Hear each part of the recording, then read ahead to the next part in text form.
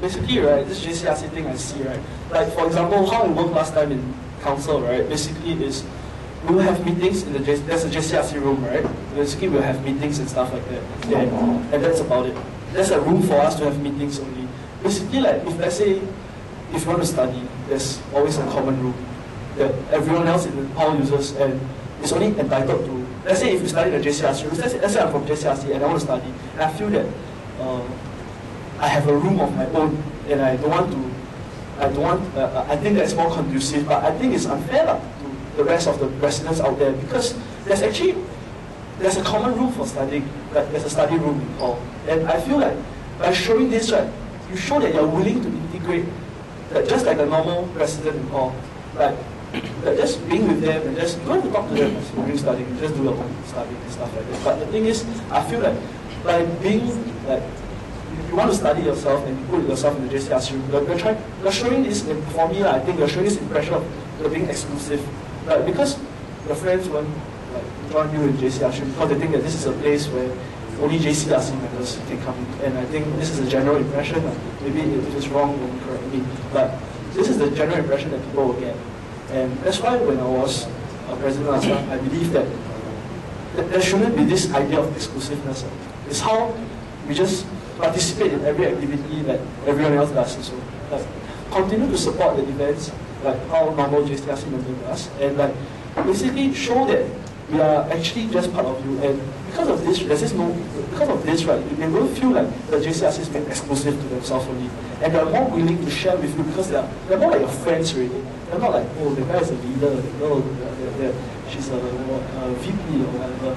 Like they won't feel this thing. They will just talk to you like a friend, and it's only through such avenues, right, where they talk to you really heart to heart, right, where you really get the most genuine and real answers and suggestions and advices and feedbacks that will be good for the hall, I believe. Like what I said right earlier on, right, this kind of block thing, right, I believe that we should start early, because once people feel comfortable in their own comfort zone, like some people who just come to hall, they don't know what they want to join, no one ever talk to them, they just stay in their room, then they start feeling comfortable about this. People will just like, oh, I come and get my lunch, I come and get my dinner, then I go back to my room and study. And that's my idea of a hall life. But if let's say from the start, a senior come and talk to you, or you start making friends. Like, there was like, hey, you want to go supper to the back? It doesn't have to be block supper, like as a level itself or as a block itself, or even people that you want, those community people that you join with, like, hey, let's go for supper. This is where people start feeling like, hey, actually it's not that bad. Like, I feel like I have friends, and it's through this kind of activities, right, like seniors talking to you, opening you up to more realms of, I guess, friendships and stuff like that, is when that people will feel comfortable. Hey, let's all go, because this kind of thing is a very people factor thing. It's like you chill each other, people will start going. Yeah, it's not like there's a block supper today, let's all go for a block supper. It's like one will go if you don't feel comfortable or if you really feel comfortable in your individual zone, I call this. But let's say if from the start already, first they're like, hey, let's go for supper, hey, let's all go for block supper, let's go for block supper. Then people will start going. People will realize that, hey, actually I have friends there. Then this is when, during the block supper itself, people will start talking to each other. And if being a senior, you're receptive, you're open to like just interacting with people, this is when you see that I won't say a spirit yet, but at least there will be a connection, a personal connection on the level of friendship that will be built upon. Really like the people's involvement, right? Like, it's not an individual thing, but it's how to convince like everyone of us here to basically help in these activities, right? Okay, so actually what I feel like this type of thing is basically opening up. It's more of like a thing for the seniors, right? I mentioned earlier my point of how you can be open and you can be receptive. So basically this type of thing is the seniors themselves, we are already groups are and basically how you reach out is on the personal level, just go and talk to them and ask them to help, because I believe everyone who decides to stay in hall again have a reason why they want to stay in hall. Some people it's maybe because it's convenient, maybe it's because it's convenient, but some people it's definitely because there's something that they want to, there's something that keeps them back here. Maybe it's because of the friends they made, maybe because of the communities they join. And these are the group of people, right, that when for me, right, I really believe in people's thing. I'm a very people's person. Like I talk a lot to people, and I believe that through talking, right, you can convince people to actually believe in you and share this common vision that you have. Basically, okay, or like what I said, the JCRC members, like my JCRC members, if I do get elected, can go and help in this. Basically, joining the block, right? That's particularly, and it can start all the way from orientation. Basically, it starts as early as that. I believe that as early as when freshmen move into homeroom.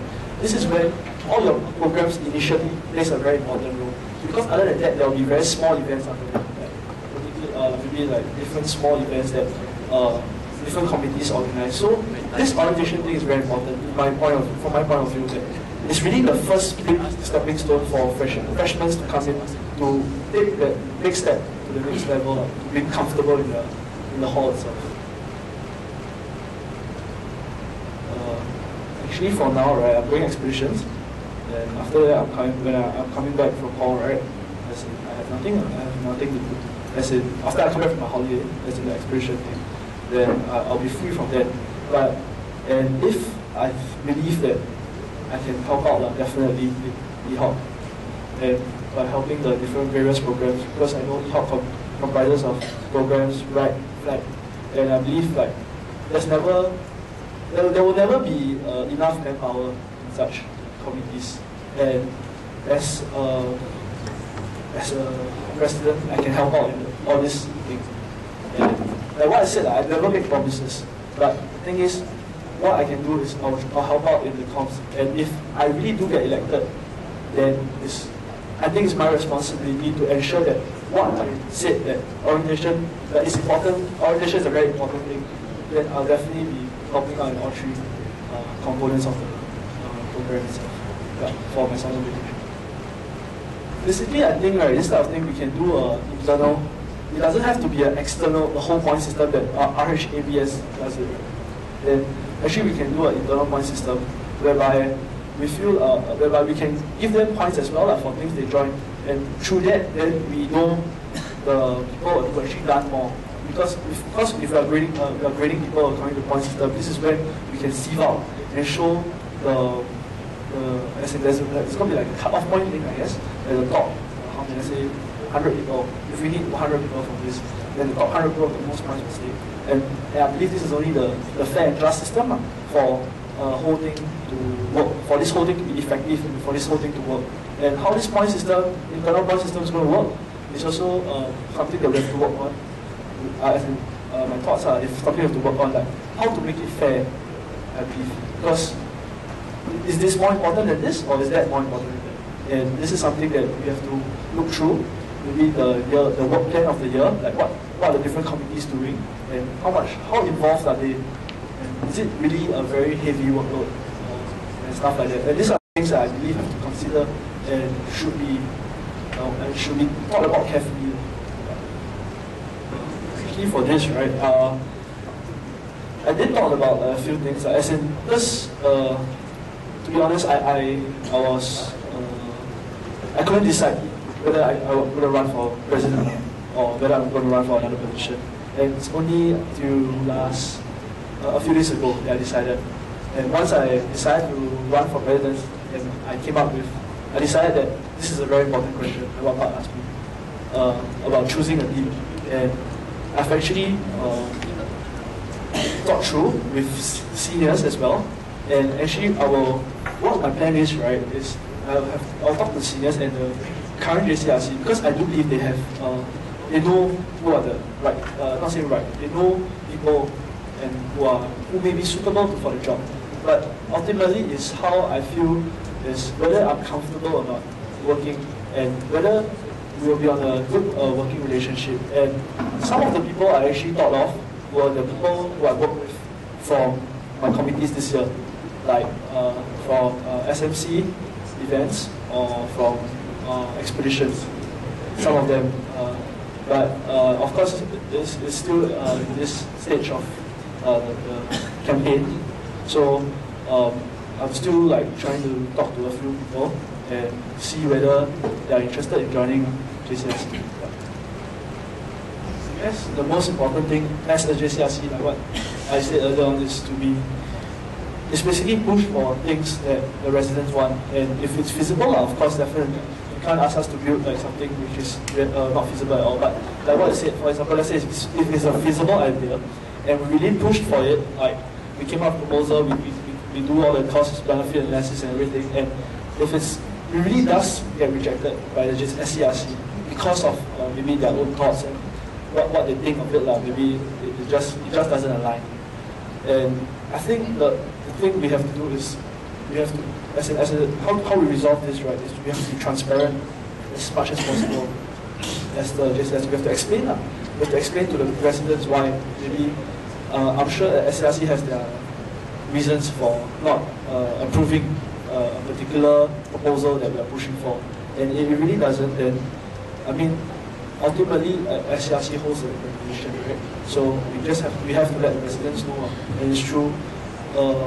This avenue of being open, just letting them know and really explain. I mean, I'm sure we'll incur the wrath, as in, I'm sure residents won't be happy, but as a JCRC, we serve as this link between the residents and the SCRC, and we have this responsibility to basically translate what the residents want to the SCRC, and also from what the SCRC doesn't want or want back to the residents. And this is the role we play. And all we can do is mediate this by being transparent, and I believe that's the best way to go about doing this. Yeah, okay, interesting question. Because basically, right, like what I said, we are going to be a new team of people who are going to be in the JCRC, and I'm not sure whether any current JCRC members will be running or ex-JCRC members will be running for positions, but as like what I said, this is going to be a new team, and there are many things which experience does play the part. And this is when we start. We have to be receptive, and we have to, like I said, we always build this relationship whereby the council before the JCRC before and the JCRC now, or something like that, we have a good relationship whereby we can seek advice and stuff like that. So what are the things that actually really won't go through, or what are the things that are really it's really not feasible, that we have tried times and times again, but it's still like we will know that it's going to be rejected. But these are the things where because we come from a fresh mind, it's going to be a fresh perspective. Let's say if I look at it, and if my team form, we are going to be a fresh perspective, and maybe the things we see from what SCRC see is different. And maybe, let's say an old proposal. So let's take an example. Maybe building a cafe. Maybe it's impossible at all. It's totally impossible building a cafe, right? So maybe this JCRC proposed this direction, and SCRC just say no. And maybe from my point of view, we won't follow their proposal, but coming from another direction. And of course, we will still try. And if it's a no, it's still a no. But like what I said earlier to the question before, this is all part of us doing our best, basically maximizing what we can do, and basically do the best of our abilities. And if it really does get rejected, we have to explain to the residents. Yeah.